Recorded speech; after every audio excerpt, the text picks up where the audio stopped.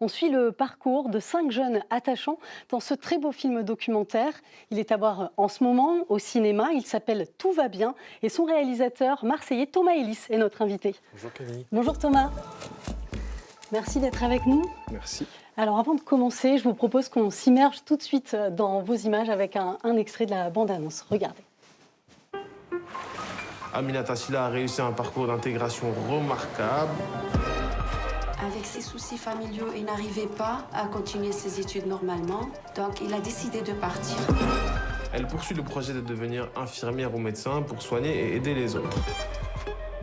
Lina, tu as bien dormi, mon bébé? Alors c'est pas ton bébé, attention, on reste professionnel. Qu'est-ce que je suis venu faire ici? Ils peuvent pas te signer parce que tu n'as pas ci, parce que t'es mineur et tout. Ils ont dit, ah, on peut pas. Alors, on cherche quoi, là? La différence de couleur. La différence de couleur, est-ce qu'il y en a une? Là, c'est un tout là. Maintenant, c'est un là, il la canette. Si ça veut, top, ton bonnet habit. Sono volti e storie, sono vite spezzate e sogni infranti. Alors Tout va bien est sorti le 7 janvier au cinéma et depuis il suscite un vrai engouement. Est-ce que vous vous attendiez à un tel succès ? Alors pas du tout. Je ne m'attendais pas surtout que le 7 janvier, on se retrouve avec énormément de commentaires sur Allociné. Le film a été noté 4,4 sur 5, ce qui est énorme. C'est mieux qu'Avatar, presque autant que Titanic. Mais surtout, il y a plein de gens qui sont allés le voir en salle, un peu partout en France. 15 000 entrées la première semaine, La première semaine, oui, exactement. Et ce qui est un succès pour un documentaire, parce que les gens, normalement, ne vont pas tellement voir des films documentaires au cinéma. Et là, non, on est très content des résultats. C'est une super bonne nouvelle. Alors, il y a eu 2 ans de repérage, un travail colossal pour rencontrer ces jeunes mineurs isolés. Ils ont entre 14 et 19 ans. Comment vous les avez rencontrés ? Alors, en fait, j'ai passé, comme vous avez dit, beaucoup de temps en repérage dans les foyers, dans des hôtels, avec des associations, dans les collèges et les lycées. Et j'ai rencontré pas mal de ces jeunes, certains aussi dans la rue, car j'ai fait des maraudes aussi avec les associations sur la Canebière ou autour de la gare Saint-Charles. Et j'ai rencontré ces jeunes et certains m'ont marqué par leur détermination, leur envie, leur joie aussi. Et c'est comme ça que j'ai décidé de les suivre et de les filmer. Alors, je vous propose de regarder un extrait à présent. Donc, c'est un moment entre Aminata Silla et son éducateur. On regarde. 40, mets ta main ici. Tac, hop. 40. Oui, mais est-ce que tu comptes le chignon? Hein? Est-ce que tu comptes le chignon? Non, non. 40? Non, mais non, c'est pas ça du tout. Attends, 90 plus 30, ça fait 1,20 m, pardon. 1,20 plus 30, là, on a 1,50. Alors, sans famille, ils sont aidés à leur arrivée en France par les services sociaux. Et vous vouliez montrer justement tous les efforts qu'ils font pour s'intégrer à la vie en France. C'est ça qui vous tenait à cœur ? Oui, en effet, parce que j'avais l'impression que quand on parle de migration, on parle toujours des problèmes. Alors c'est important, nécessaire, obligatoire de parler des gens qui meurent en mer, de parler des gens qui n'ont pas de papier. Mais malheureusement aussi, certains médias font un amalgame entre migration, étrangers et délinquance.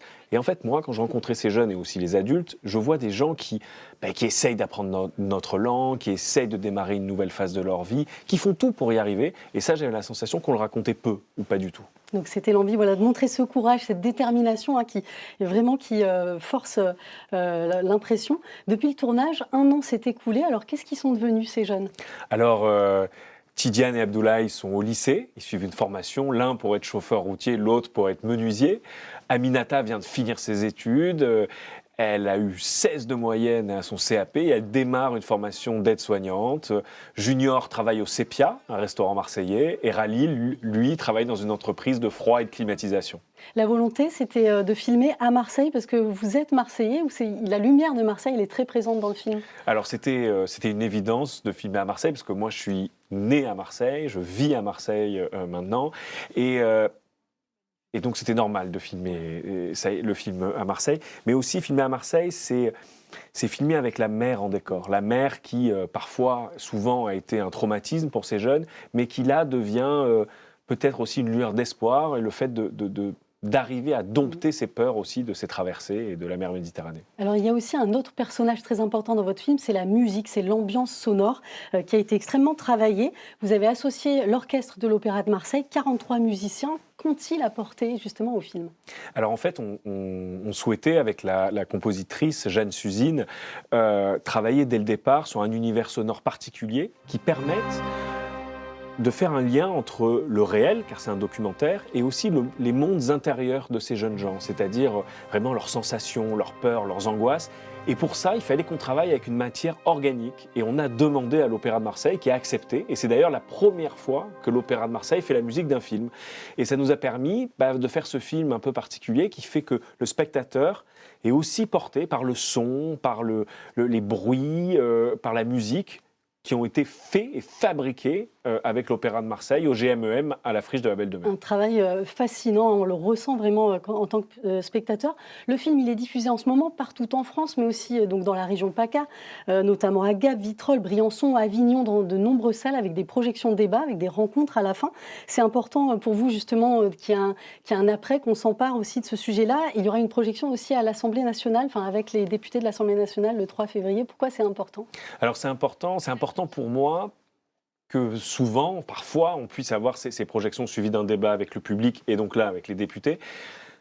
Parce que la question migratoire, elle est au centre de tous les débats en ce moment. Dans quelques mois, c'est les élections municipales, dans 1 an et demi, les élections présidentielles. Et souvent, on met sur la table la discussion, la question des étrangers, des migrants. Mais pourtant, on ne leur donne pas vraiment la parole. Pourtant, on leur tape dessus alors qu'ils ne votent pas, ce qui est assez facile. Et je trouvais que c'était important de montrer ces parcours de ces jeunes, de montrer des parcours hyper simples. Ces jeunes, juste des gens qui vont à l'école, qui apprennent un métier, qui réussissent, qui participent à la vie économique de notre pays. Et c'est important d'en discuter ensemble pour se faire un bon avis. Et le film le montre très bien. Merci beaucoup Thomas Ellis. Donc tout va bien, c'est à découvrir en ce moment au cinéma. Un film coup de cœur, une bouffée d'optimisme qui fait du bien. Merci. Très